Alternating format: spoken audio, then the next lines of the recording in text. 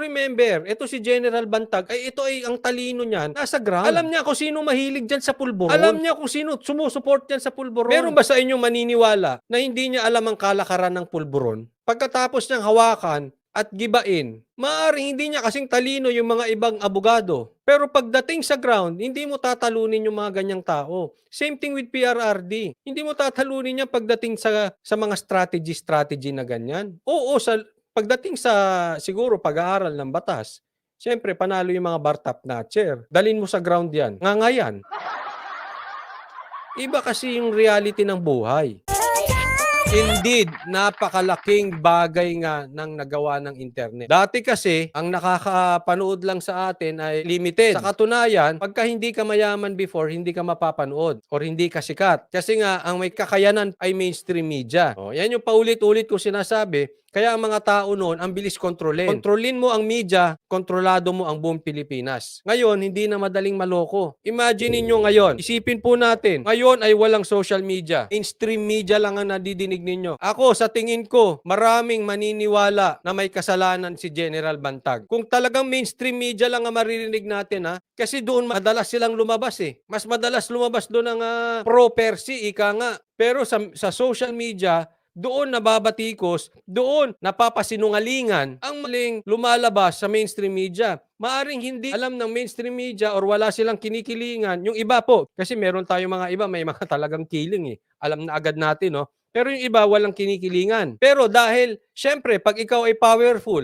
syempre, pag ikaw ay nasa posisyon, ikaw ay may connection, ikaw laging maririnig sa TV, ikaw laging maririnig sa mainstream media. Ngayon, ang mga Pilipino, papaniwala. Ngayon may social media, hirap silang kontrolin. Aking tingin lang po, itong nangyayari kay General Bantag, ay very possible na miscalculate nila. Dahil una, pumapanig ang mas marami kay General Bantag. Pangalawa, pumalag si General Bantag. So ang dating nun, yung kanilang paglabas-labas sa TV, gusto nilang mapaniwalaan ng tao ang kanilang mga pinagsasabi, para sa akin ay nagbabackfire. Instead na magustuhan sila ng tao, lalong pumapanig kay General Bantag. Tapos pumalag pa si General Bantag. Sumagot, di lalong nagkaloko-loko. Bakit? Sinimulan nyo sa social media natural, sasagot yung kabila. Katulad nito, may binanggit ito si Attorney Cosing. Bagamat hindi siya naniniwala na involved dito si PRRD. Ang sabi niya, Attorney Panelo, Attorney Roque, wag naman kayo magsali-salita ng ganyan. Una, hindi naman kayo spokesperson ni PRRD, ba't hinaharangan nyo agad?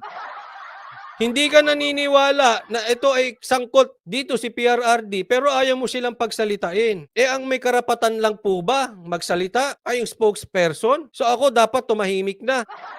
So magsasalita, ikaw na lang. At saka yung abogado. Pasara na natin tong kasi mali yung ganun eh. Pasensya na po Ako po ay hindi matalino. At ito si Attorney Cosing ay abogado. Attorney nga, di abogado.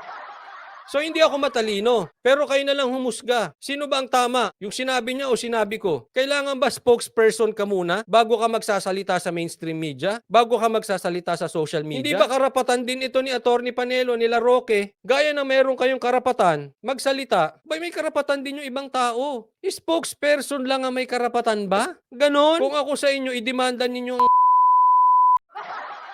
dapat pinagbabawal yung may nagsasalita kung hindi spokesperson. Tapos sinabi mo, ikaw ay hindi sang-ayon na sangkot dito si PRRD. Tama po yan. Pero kayo na rin ang humusga. Narinig nyo ba yung interview ni Roy Mabasa? Bagamat hindi, kasi may sinasabi, hindi naman talaga sinasangkot dito si PRRD. Ano yung sinasabi ni Senator Bato? Nag-i-imagine. Kasi may mga nagsasabi, hindi naman sinasangkot dyan si PRRD Kayo, narinig nyo ang sinabi ni Roy Mabasa, yung kapatid ni Percy Lapid. Hindi niya pinangalanan si PRRD. Pero kayo na lang humusga. Sinong tinutukoy niya? Kung sa tingin nyo hindi si PRRD, so be it. Kung sa tingin nyo si PRRD, so be it. Hindi ko lang alam kung saan galing yung sinabi ni Senator Bato. Kung hindi nga si PRRD ang pinatutukoyan. Sabi ni Michelle, sabi ni Remulla, wag daw sa patulan si General Bantag dahil daw scripted daw, binaliktad niya, baka sila gumagawa ng kwento. Ito po, wala po akong patunay kasi hindi ko narinig ito. Gusto ko marinig sa sariling bibig ni Secretary, no? Pero kung totoo itong sinasabi ni Michelle Galedo dito sa comment section, ang tanong, sige, Ang taong bayan, sino lumalabas na scripted ito? Kampo ni Percy o kampo ni Bantag? Kayo na lang ang humusga. At sinabi mo, Attorney Cosing, hindi ka magdademandang libel, ha? O, sige. Ipapakita ko. Again, hindi ko sinasabing mas matalino ako. Pero kayo humusga kung siya ang tama or ako ang tama. Or parehas kaming may tama. Sabi ni Cesar Loop, kung hindi totoo sinasabi ni Bantag, laban ka, Boying, ba't di siya sumasagot? Yun po ang isa sa sinabi. Bakit ka nagtago bago ka lumabas? Ang tagal mong nagtago. Eh sino ba talaga nagtatago ngayon? Si secretary or siya? Pagka hindi ka ba agad nakasagot, nagtatago ka na? So kung pinagbintangan yung nagtago siya kasi hindi nakasagot agad, eh may posible bang nagtatago rin si secretary dahil hindi agad nakasagot? Sinabi pa ito ni nung abogado na yan na sino pa ba ang may motibo para pumatay kay Percy Lapid? Di ikaw General Bantag. So parang siguradong sigurado. Hinuhusgahan na nga yun. Ako ang alam ko, ang akusado ay inosente until proven guilty. Ay bagamat siya spokesperson, siguro may karapatan siya. Kayong mga spokesperson lang may karapatan. Pag hindi ka spokesperson, huwag ka na magsalita. Malalaman naman natin, mahalata natin. Pagka ito biglang promeno, biglang namatay, ang pag-uusap patungkol dito, biglang tumahimik both camps, may usapan na yan. Parang ganyan-ganyan yung nangyari sa Jovelyn case eh. Biglang tahimik lahat oh. Aroy, naayos na sa ibabaw. Kasi ito, sa nangyayari ngayon, ang basa mo rito, dire-diretso aatake dito yung kampo nila Percy. At pagka bigla may pumutol ng ganon, baka may binitawan si General Bantag na, alam mo na, alam na isisiwalat, kung itutuloy niyong ipiprame up siya. Ha? Baka lang naman. Kasi hindi rin naman maglalakas ng loob si General Bantag kumasa ng ganun sa media kung walang alam eh. Remember, galing yan sa Bucor. Alam niya ang ikutan ng pulburon. Alam niya kung sino mga involved sa pulburon. Baka meron ding ilalabas yan. Hindi naman ingot yan eh. Kaya nga yung manner ng pagpatay, sa kanya mismo nagsabi ito po nilabas ko na rin sa live ko. Ingot ba yung mastermind? Ang dumi ng pagkakatrabaho, sinabi rin to ni General Bantag kahapon ata. 1 million times akong bobo niyan. Alin? Yung utusan ko, yung kaaway ko. Hindi ingot yan. Matalino yan si General. It's impossible magiging ano ka. Ang isa pang talino ni General Bantag. Ito tatandaan natin.